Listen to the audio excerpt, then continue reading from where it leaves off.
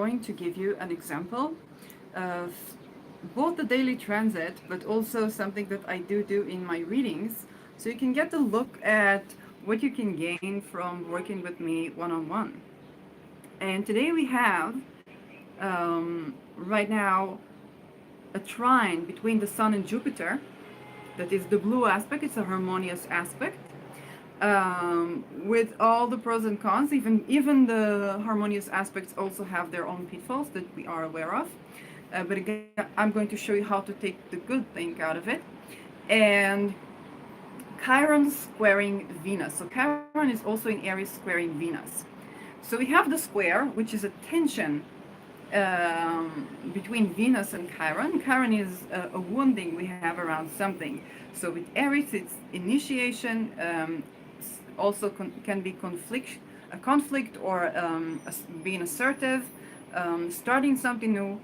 And Venus is anything to do with relations, so it can also be business relations, it can also be our relation to things, our love language, the way we express perhaps some sort of aspects of our sensuality.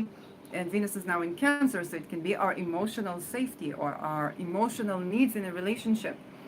Okay, so how to express our emotion or get our emotional needs met without running into Chiron, or not without running, by tackling Chiron and by tackling that vulnerability. So when we have a square, we have tension. Okay, we have Venus in Cancer. She wants to be emotionally satisfied. She wants to feel safe when it's Cancer, or she may crave a certain sort of excitement that is emotional. Perhaps she wants to feel emotionally motivated, but mainly emotionally nurtured, catered to, safe, secure. And then it creates a square with Chiron in Aries. And Chiron in Aries is about a desire. It can be conflicting with healing the desire to start something new. Perhaps you are in a relationship and you want to start a new business, but that new business is somehow conflicting with the relationship with your partner. Maybe it's a value, because Venus is also value, so it can be collision of values. And you have this tension.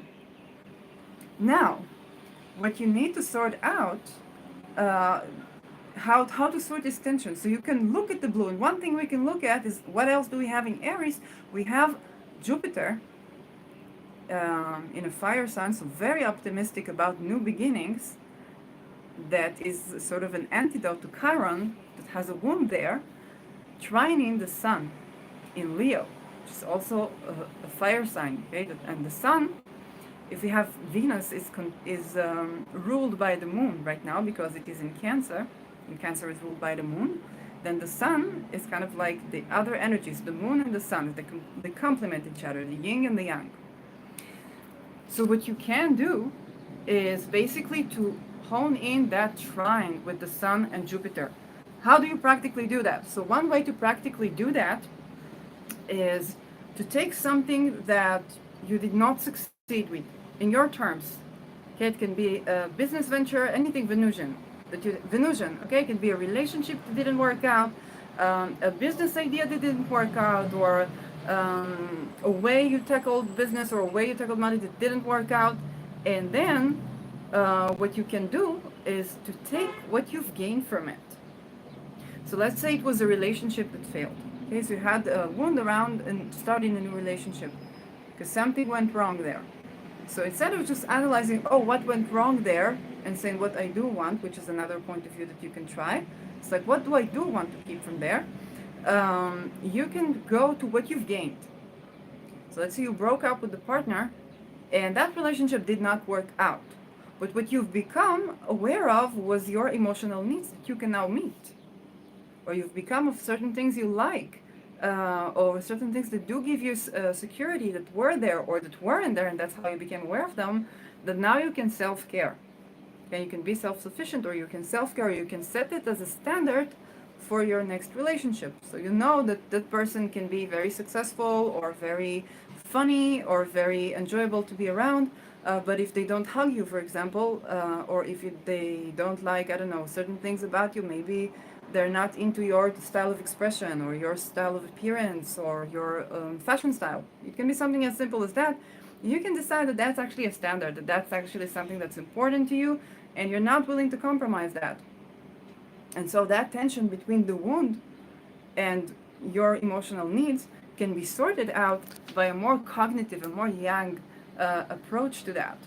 Okay, let's say you had a business or you're trying to do something in your business, and that kind of didn't work out. But you can see what you've gained from it. Perhaps you've learned more about your niche. Perhaps you've learned more about what you enjoy offering clients and what you don't enjoy. Or maybe the business was successful, but you didn't feel fulfilled. And you're like, okay, that was successful, but I didn't feel fulfilled, and then that was taken away from me, or some crisis happened, or I just became unmotivated and I became ill. Which can also be a Chiron thing. It can also be the more holistic medicine type, that you get an ailment, but it's not psychosomatic, but it's kind of a change in life that needs to happen. That's why you got that ailment. So you could actually tackle that now. And that could actually gain you a path to well-being that you didn't know was available for you. So let's say it was a business idea. So you're like, okay, now I know that this is what I enjoy giving my clients. This is what I don't like giving my clients. To give a concrete example, when I first began doing astrology, I was given the challenges in the composite reading. And it was a very successful product and people loved it, but I felt kind of like I'm unfulfilled. There's something missing in there. So I just changed that. I just realized, okay, what do I enjoy giving people? What values do I enjoy giving? And I do that with astrology. So if you come to me for a reading, that's an example of something that you would get. Okay, you would have your hard aspects. I will not ignore your hard. You ignore your hard aspects, but I'll see what's around, what is working for you, what is in harmony right now in the sky, and what is in harmony in your chart that you can tap into right now, that is being activated, but that is being more accessible, and you can use that to mitigate or to relieve what is not really working in your chart. And sometimes it can just mean that we focus on what's going well, and by this focus and by the tools that you get of what you can do right now, you're like, oh, what am I good at? What am I, and sometimes you're not aware of that, but I can see it in the chart, and I can ask you, let's say you have this trine in your chart, and I was like, do you tend to be like sometimes very optimistic about new beginnings? Were you ever very optimistic about new beginnings, or extremely passionate to start something new, to express yourself? And then the person could say, oh yes, I was, but lately I feel like I'm having, I feel betrayed, or I feel heartbroken about something, or this particular issue does not work out for me, and we can use that strength and reignite it. Okay, if it is somehow triggered by Time Lord in your chart, then it's even more accessible to you. But even if not, even if currently you don't have anything harmonious being triggered by Time Lord or transit, even if not, even then you can consciously tap into that. You can consciously do things that bring the awareness. It can be planetary invocation. It can be serving the things that pertain to this planet. Okay, so let's say it's Jupiter. So it's like, okay, let's say you have a very well aspect to Jupiter. It's like, okay, something going right for you is optimism and mindset. So let's take optimism and mindset, see where you do have the good mindset in life, and then let's try to drag this to see how do you tackle. Can you use mindset to tackle what you're currently experiencing? So this is an example of what I would do with you in my readings. This is also the daily transit, so you can take that tip of think about a place where you think you had a failure, where you think you had something that was not successful, where you're frustrated about something. Take that very same issue and think about what you've gained from trying anyway. What you've gained from trying, even if it didn't work out the way you thought it would. What's the value that you've gained there? Doesn't mean you have to go through the same experience. It just means that you're going to preserve this value and you're going to keep growing. Because anyway, you're going to keep growing. You're going to keep doing what is nourishing for you and for your life experience. And kind of reflect on that. Now with Jupiter retrograde, you can reflect on those mindsets that were working for you, or those things that gave you a sense of passion, a sense of progress, and a sense of practice, and you can reflect back and you can think, oh, I had this huge dream. Let's say you wanted to buy land, okay? You wanted to buy land. You didn't buy land, but you moved to another house, and you have now it is in nature, or now it has a yard. It's still rented. It's not your land or it's not your house, but it's like something did improve dramatically from the way you used to live. Because something dramatic has improved since then. So even if it's like, oh, I had this big dream, and where am I and where is the dream? Also think of where are you and where were you when you were having that dream. Okay, if it's something emotional, let's say you're coping with pressure and you're like, oh, I'm so stressed and I'm having so many difficulties in my life, and then you can think back and you can say, oh, there was a time, like, I don't know, 10, 12 years ago, where I was like, I want to live. And now what I'm bitching about is not that I want to die, but that there are things that are difficult. So I've gained a tremendous amount of progress. And progress is also something that makes us happy. If you know Tony Robbins, then he talked about progress is happiness. That's a beautiful thing. It's not necessarily always. Sometimes you need stillness to be happy. If you only go, go, go. Yes, you can check my revisiting Elon Musk video, which is more yang, and then doing all the go, go, go stuff is not going to be sufficient, because eventually you do need to get more of a stillness and more of a diplomacy to be content and to be truly happy. You need both action and allowing things to happen and just be still. So that was me with the daily transit. It's a short live for you. You can find me on Twitter, it's Tali Shear. On Instagram, it's Shirley Youngblood. To have a reading with me right now is $50, and you can DM me. Do write in the comments below. I'd love to hear your comments. Take something that you were either something you were not proud of, or something that you think you failed, or something that you had a dream but you didn't fulfill that dream, and write in the comments below, what did you gain? What self-growth did you gain from that? And that can be a very uplifting experience. That can be something that can really lift your mood and give you energy and give you a spark of keep trying new things, and understanding that even if you have big dreams and you can get frustrated, you still land in a very good place, in a place that is way better than where you were before, and you still gain a lot by dreaming big. So I'll see you in my next video. Hope you have a wonderful day, and keep uplifting yourself. I know that this is a very hectic energy, because on the one hand we have Venus trining the Mars-Uranus North Node conjunction that is now happening. It's now reaching it. Now it is applying. Now it's actually happening.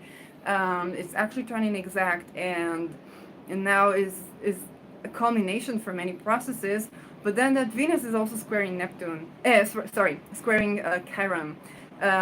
So you want to take that boost of energy that you have, both from the Taurus Great Conjunction, that is sextiling Venus, is in harmony with Venus, and the Sun trine Jupiter that's still ongoing, and you want to take and hone in on that energy, because you can reach great breakthroughs even in matters relating to that square with Chiron. The relational trauma that you have around, finances, people, businesses, whatnot, you can have a breakthrough, you can have something new that you try, and that breakthroughs can be going back, reflecting back, okay, Jupiter retrograde, reflecting back to something, which is also a good remedy for the square with Uranus, because right now the Great Conjunction is squaring squaring Saturn, because Saturn is about the old, and the square is something that we need, is a tension that we have between the old and the new. So reflecting back on what used to work, and integrating that into the new, can give you a very good remedy for that square with Saturn. Because Saturn wants you to integrate something of the old. It wants you to keep something traditional and not let it go. It is traditional. If you acknowledge that thing in that tradition that did work, and you integrate that into the new, then is where you have a breakthrough that can actually manifest and can actually create, kind of break out of a big stagnation in your life in a way that is positive. And again, with Chiron in Aries, you're going to be healing any wounds you have about starting something new, about the new beginning, a new breakthrough, and reflecting back to where you started something new and maybe it didn't work out as you thought it would, but oh my gosh, you're so much way better than where you were before, is understanding that yes, it's worth the while to try something new. You bring out something from the old and you join that to something from the new, and it's worth the while. It's going to work in favor of your relation, in favor of Venus. Remember, the North Node is in Venus sign. Anything to do with equity, gender equity, a healthy expression of sensuality, safe relational patterns, that Taurus Scorpio axis, those eclipses, safe relational patterns. This is a big transformational change that could put you, the next year, year and a half could put you on a completely different, transformed, way more healed, way more grounded, and way more grounded can also mean on air, but way more empowered, safe, and joyous, basically. But that's, for a completely other video, some of which I did speak about already. And if you want me to talk more about it, then you can leave the questions in your comment section, and I do take requests. So have a beautiful day. Bye bye, that was me.